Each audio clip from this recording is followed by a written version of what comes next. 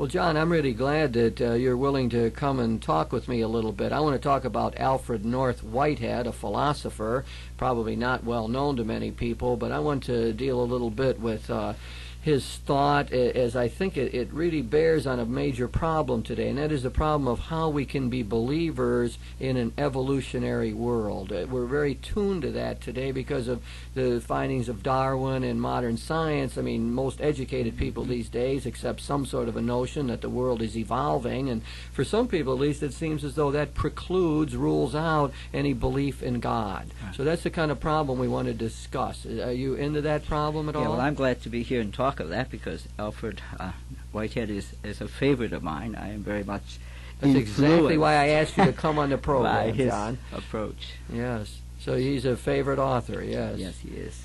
Well, let's examine that problem a little bit before we get into Whitehead himself and that problem of belief. I mean, there's a theologian by the name of John Cobb. He's called a process theologian. He describes his own experiences in the 50s, which he was going to school at the University of Chicago, and then he encountered modern science and the evolutionary worldview, and he found himself wondering whether there was really any place for God in his world anymore. His traditional faith that he had gotten in his family didn't seem to hold water anymore, and he was really thrown into a crisis of faith. Now, I mean, I think there's a number of people at least that can appreciate that kind of problem, who have experienced it themselves or have children who are sort of wrestling with that in a university atmosphere and so on. I can reflect, I think, on my own experience in that regard. I'm a chemistry major by profession, although not by...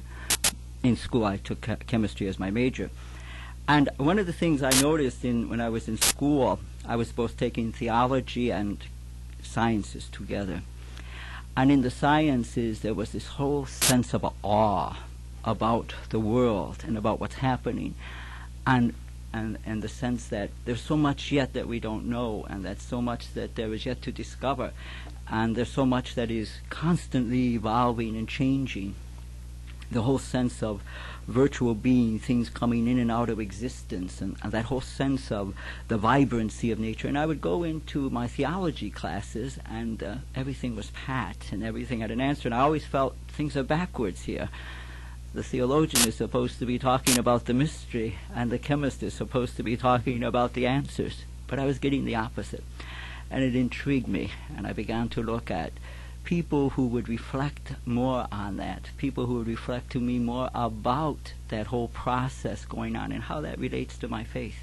Now, that's a telling experience. When were you going through that, John? I was going through that in the 60s, just as Jardin was coming out. You know, he was becoming very popular. The Jesuit religious visionary, Teilhard de Chardin, yes. And so in the 60s, yeah, well, that's now there's a number of people who probably can resonate with that experience in different ways. It really is a matter of putting science and religion together and figuring out how it works. I suppose one way we're experiencing that today is in terms of the debate over creation and evolution and as being taught in the schools. So there's a certain number of people who insist that we teach creationism in the public school system as an alternative to the hypothesis that concerns evolution. So again, that's been much in the news, and people with very strong feelings about that. Precisely. I think our friend Alfred North Whitehead maybe helps us sort some of that out also. So I think we have that question in mind here, John, of the evolutionary worldview. Let's turn to Alfred North Whitehead for a minute and just look at his life a bit. He was born in 1861, really, as it takes us back into the 19th century. His father was an Anglican clergyman, and he was educated in mathematics. So Whitehead himself is very much of a scientifically oriented person. In fact, he was at Cambridge and was a great scholar there. He helped with Bertrand Russell write the Principia Mathematica, outstanding work in the area of mathematics. So, I mean, here we got a man trained in the sciences and a noted expert in mathematics. And one of his problems is how does he put together this scientific worldview, which he really accepted, and his faith that he received from his Anglican father. And he really wasn't successful in doing that. He spent a number of years searching it out and trying to figure it out. And it's even a famous case where he went and visited Cardinal Newman, the aging convert to Roman Catholicism, and is trying to search out if Newman had some wisdom for him on this. But at this point, at least, Whitehead was really not able to put together all of that. And to, well, go ahead. You want to make a comment there's an on that? interesting story on that, too. There was one time in his life when Whitehead immersed himself in all the theologians. He spent one time and he simply got all the books that everybody was writing on theology, and he read everything that he could get his hands on, and it didn't seem to answer the questions that he was doing. And what he had done is, after immersing himself in all these books for a couple years, many years, I think a period of 8 years, Yes. he then asked that all these books be removed from his house, sort of expressing what it was with Cardinal Newman, that there was a sense that the religion wasn't answering, and yet he was seeking, where is God in all of this? You know, he didn't find a theology that fit. I mean, he'd read all the theologians, but it just didn't make it. They didn't seem to be answering the questions. Much, I suppose, like your own experience, that there was a mood missing, and there was a search missing as you were studying your own theology. And there wasn't a clear notion of God that would really fit into this modern evolutionary viewpoint. There was a lack for me of wonder. Mm-hmm. And, That's how you experienced it. Yes, I experienced it as a lack of wonder, a lack of awe before God. Something which someone like Einstein in the scientific world did have. He would speak about the mystery of the universe and the awesome character of it all. Precisely. There's the sense, too, in the science. In the 19th century, science had come to a point where they thought they had all the answers. And then came the whole discovery of the atom. And then came the sense that everything that we thought we knew, we don't know. And that there was mystery. And so there was an end to the whole thing, that we have now answered everything. And yet they came to a whole vision that we are really nowhere going to answer everything. In fact, that all we can do is hope to come to the truth. Yes, move towards converging probabilities Right. and so on. Well, let's look back at our friend Whitehead here. He's at Cambridge teaching and interacting with Bertrand Russell, and very much making his contributions in the world of mathematics. He left Cambridge in 1911, went and taught at the University of London for a while. And then, a remarkable thing, at the age of 63, 1924, he leaves his post at the University of London and takes a position at Harvard, where he teaches in the philosophy department and begins to develop this whole philosophy of religion. At the age of 63, he goes back to this question, and here he is writing these magnificent books. I think he wrote 5 major works in about a 13-year period on the matters of religion. His classic work is known as Process and Reality. And it's in these books that he himself worked out his own answer to this notion of what the world's all about and how God fits into it. So let's begin to look at what his answer is to all of this. All right. I guess that we could start out by the way he thought about the world in process, didn't he? For him, the world was not a fixed reality. For him, he saw the world in terms of energy and energy events, didn't he? Yes. You want to talk a little bit about that? I mean, it's very hard because his language is difficult, but let's see if we can simplify that, John, in some ways. I think his basic point was that experience was, he used it as a drop, an epochal thing, that things are all coming into sort of like a focus point, and then they pass out of existence, out of reality. So there is always for him a becoming, and what matters is not the static reality, but the very process of becoming, which is very much in the sense of the world is mainly seen through as an energy, which, by the way, is how science looks, even Of today. course. As Well, we that's where approach he matter. got that. Right. Yes, right.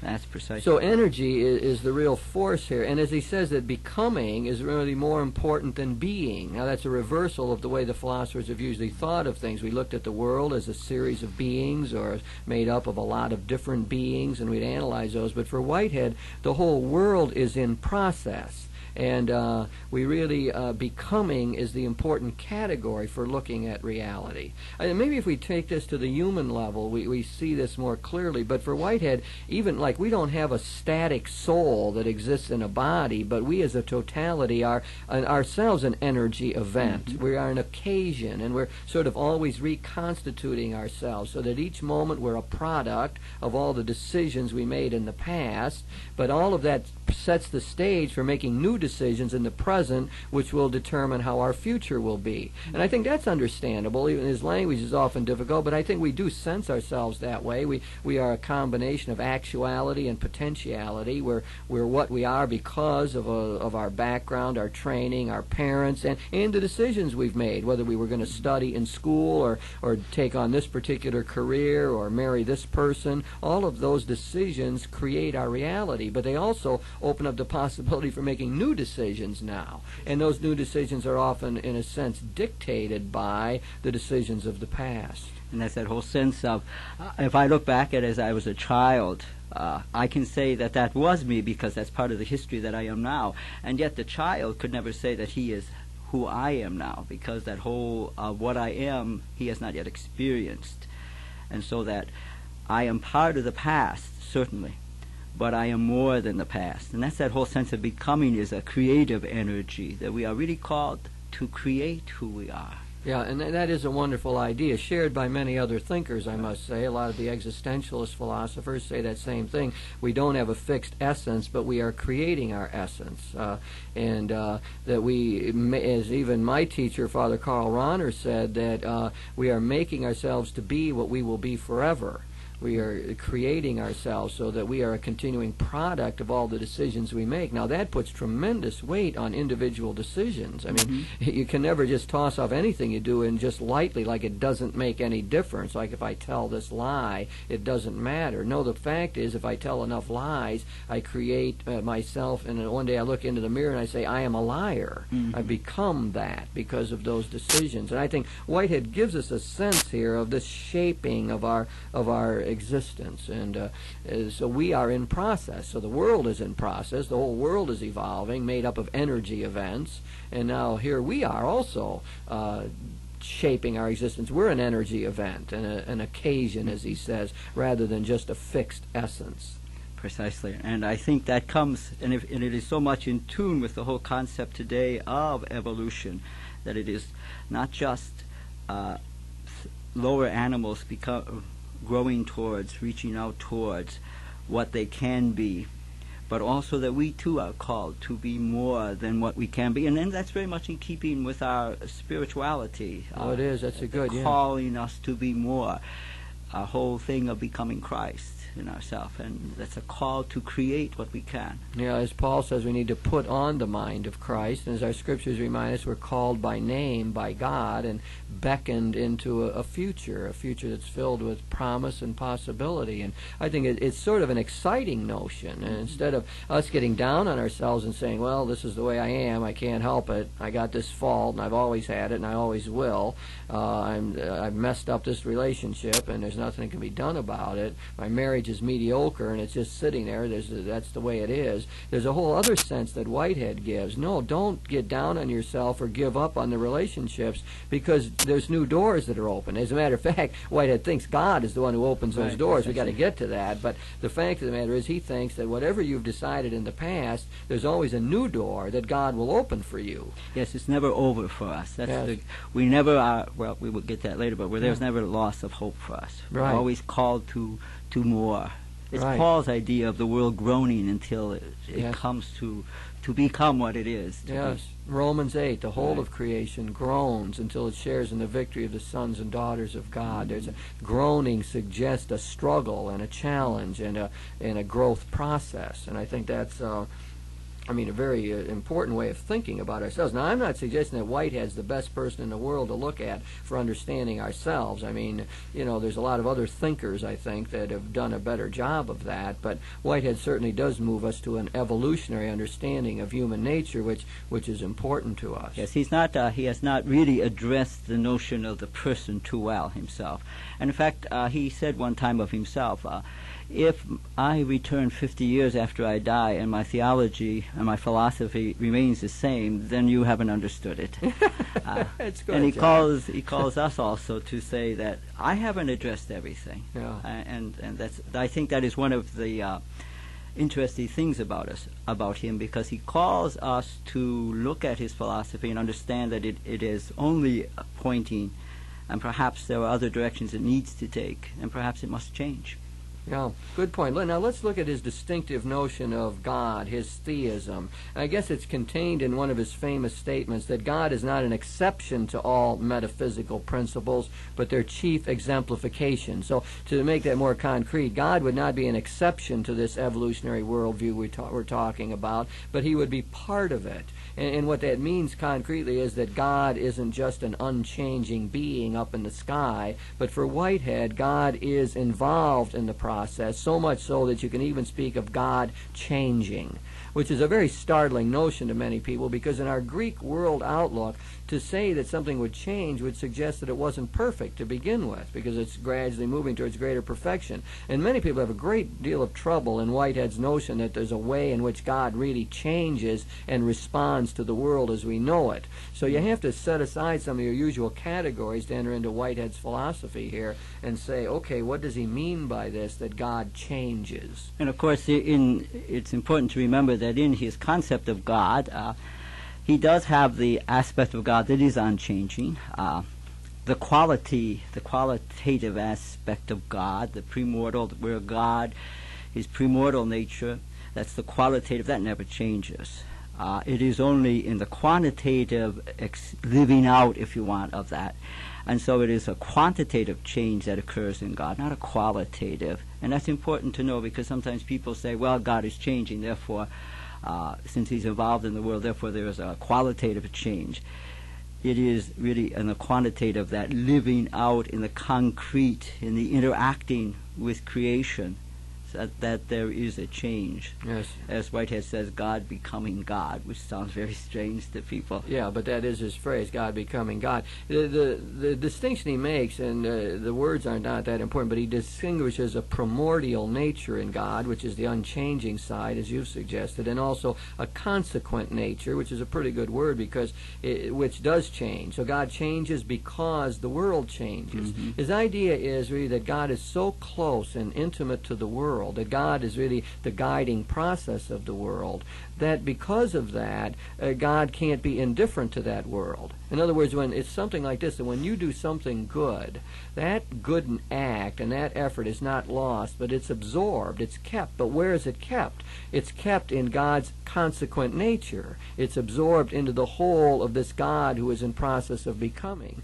So God is the one who makes sure that every effort in the world is worthwhile, because he preserves it within himself. It becomes part of this, as you said it, the quantitative increase of God's nature. So God's becoming, in a sense, bigger as he absorbs the whole process of life than the evolutionary world as we know it. It's the experiential part of God, and that's what you mentioned in the beginning, sort of as the existentialist put so much emphasis on the experience. This also says God, too, when he enters into experience with creation, that affects him.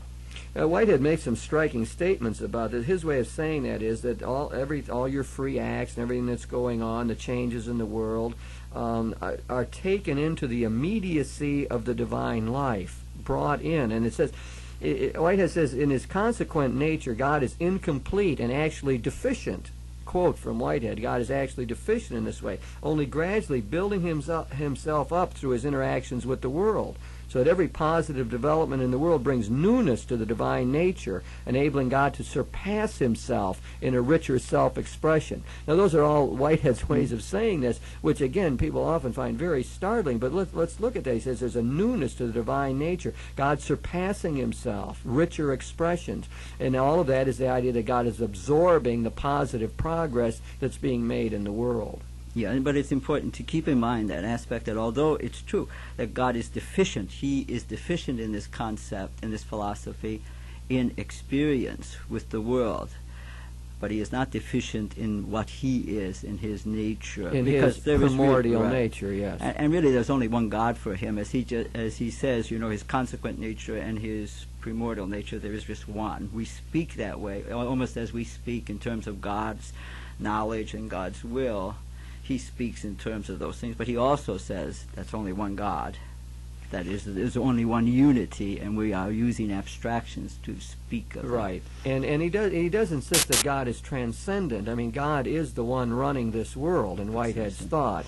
Although a lot of critics say that Whitehead has lost that, and that God becomes somehow reduced to our own level in Whitehead's thought, and the theological component is sort of subsumed under the philosophical thing that Whitehead worked out. That's a criticism of him. But I think in his language, as you are suggesting strongly and emphasizing, there is a transcendent side to God. God's still the one in charge. He's the creator of the whole world. He's the one who will bring it to fulfillment one day, and he's the one that's sort of guiding this whole process as we go along. Precisely. I think, John, it's probably good for us to say a little bit about what that means to people. I mean, what I suppose what it helped John. I talked about John Cobb, the process theologian, before. I mean, he's one that's picked this up, and he was in this crisis of faith. But he says when he read Whitehead, then he could go back to believing in God again, because God didn't seem weird or an exception to all the science he was learning, but as Whitehead himself had said, an exemplification of what was going on in the world. In other words, it made sense to him to think of God in that way. And I think there's another, so, I mean, that's one consequence. I don't want to slough that off too quickly, because, I mean, I think it's important. And I think it was the kind of thought that helped you in your own life, too, I think was so. it not? Yes, Yeah. very much. It helped me to see the God that we were talking about. I always felt the God that was presented to me by the philosophers really didn't care. The God of Whitehead cares. I think the problem, perhaps, with Whitehead in focusing so much on the caring aspect and the involvement of God, people begin to say, well, where is the sense of his transcendence? It's always the problem of the immanent versus the transcendent. Where do you go? Yes. You can be so transcendent that God leaves the world, or you can be so immanent that you wonder where is God. Yes, or you God always loses his meaning. Right. He's just and that's a problem. Sure, but everybody has to see in their own image, it has to combine transcendence and immanence. Transcendence suggesting that God, the judge and the creator and the one above us, more powerful. Immanence suggesting God's closeness and the fact that God lives within us, that we're temples of the Spirit, that God's within this world, close and near. So everybody's got to sort of balance that out in one way or another. But I think, as you're talking, I'm thinking, really, the Whitehead's talk is very close to the kind of thing we get in the Bible. I mean, take this story of Abraham bargaining with God about saving Sodom and Gomorrah. I mean, you've got God reacting to Abraham's petitions here. Abraham says, well, will you save it, if we got 45? And God is saying, is 45 just be? Well, fine, he's cutting it down. But God's responding. You get all the language in the Bible where God's angry with the people and comes down and checks things out and makes a decision based on how people are interacting. So a lot of the biblical language does suggest a God who is so involved with us that there is this change. Even in the name Israel, the very changing of Jacob's name to Israel is the struggle, the wrestling with God, and whether you want to call it that God contends or God struggles, or it is man struggling with God, it is that sense that God and man are involved together, and what man does is significant to God. And that's the point that I think, as you suggested, that individuals want to keep in mind. You got to think that what you're doing in this world is significant, that it's making a difference. And Whitehead's philosophy really does allow us to see that, I think. Precisely. I think in this world particularly where we are being challenged in regard to that, whether or not we can simply just say it doesn't matter, socially or individually. Yes. And it does. It's the answer which certainly society is trying to say to us today. Indeed. And it's so important to have some way of seeing the significance of this everyday effort, whether for personal growth or for improving society. John, I'm thinking that a lot of people, I think, sort of implicitly hold this kind of view in their own prayer life and their own outlook on God, that somehow their prayers and their efforts in life have an effect on God. Mm-hmm. It's an unsophisticated thing, but I believe people sort of generally think that way. Yes, I would always ask people, are you praying because you're trying to convince God? He's already on your side. Yeah. But I think we all have that sense of maybe we can change God's mind on this.